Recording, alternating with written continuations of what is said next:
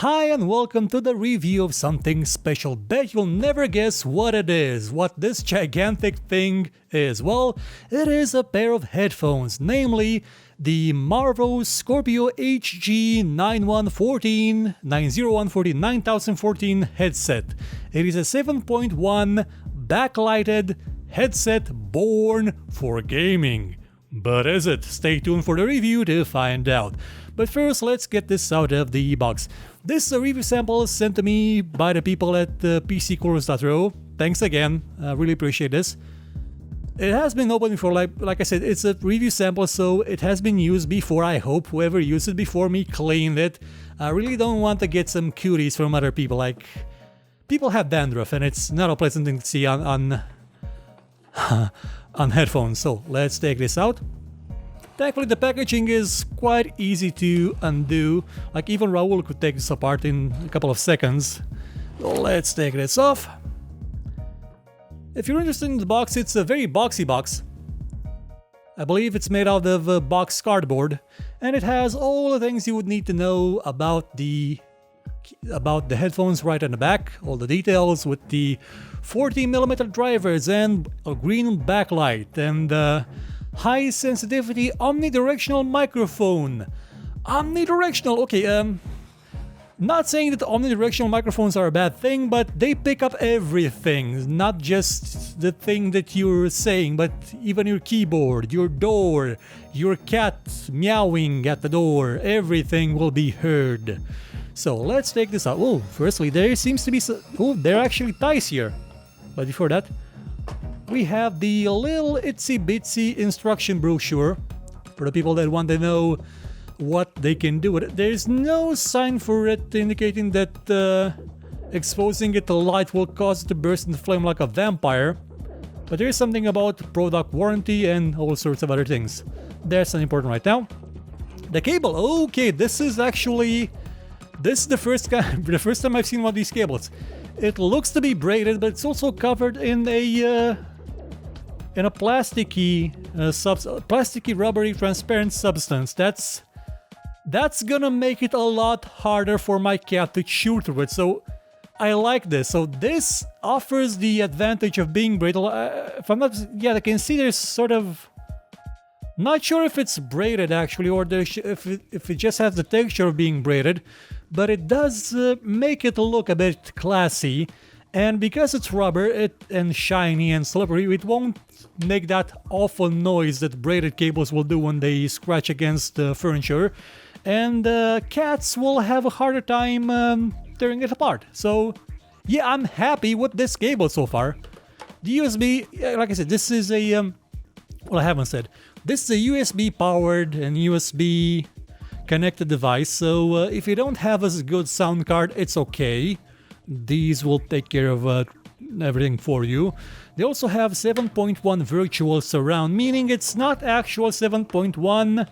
Be thankful it's not actual 7.1, because if it was, you would need to have a sound card that has 7.1 channels. I don't have one because my motherboard is a very, very small mini thing that only has 2.1 channels at the most. And not even the front audio works correctly. But it's an okay motherboard compared to not having one. So let's take this apart and present to you the headphones in all their glory. Now, I don't have a USB port available to show you the backlight, but I'm gonna do that in the review later on. So let's take this off and put this away.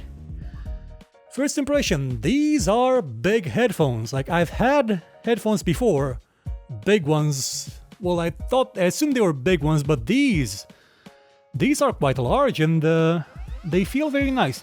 They're not heavy, they're quite light, which is actually not the bad thing. I mean, you often see some manufacturers, things like Beats, they will put weights, like lead weights, in their headphones to make them feel heavier and therefore make them seem like they're more high class, more stylish, more, high value. These are just a standard headphone weight. You can feel the weight in these things, but like in the the drivers, but it's not really really something that will make your head tired, I believe.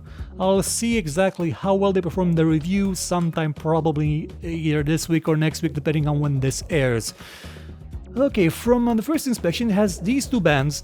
These are metal. These will keep the shape of the headphones, and will probably help with them not breaking apart, which is always something nice to see. One thing to always be worried about is the way that they are bound in this strap, because this strap tends to break quite often. I'm happy to say that whoever used them before me has cleaned them, because they are quite clean. That's not gonna be a problem. These earmuffs do not pivot, they do not tilt, so if you have the kind that pivot and tilt, do not try to do it with these, because you'll probably break them, and you wouldn't want to do that. You would sure not want to do that.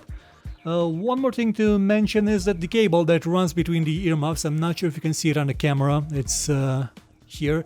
It is a bit thicker than the ones on my current headset, and it may prove to be a lot tougher and harder to break.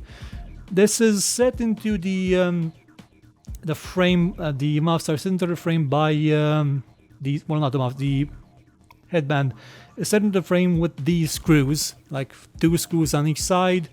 This will still let it slide, I believe. Does it have slide control? Come on, does it have slide? It does not appear to have slide, and I probably shouldn't try to force it in case it doesn't have slide. Like I said, I'll get that part in the review.